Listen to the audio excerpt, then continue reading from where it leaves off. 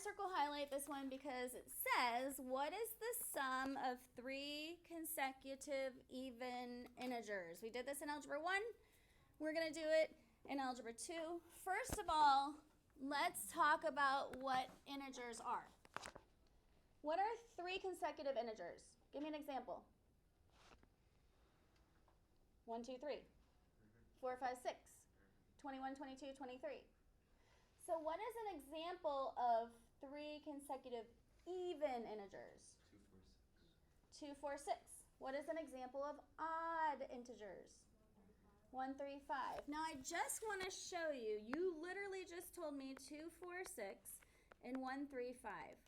How many units difference between these? 2. How many units different between these? 2. Okay, remember it went 2 and 4. So when I'm talking about even integers, and it says that m is the middle integer, how do I get to the integer? If this was m, 4, how would I get to this integer right here? Awesome, m minus 2. And how would I get to this integer right here? Talk to me. M plus 2. We're going to do a lot of consecutive, even, odd integers, so we're going to continue with that. Cool?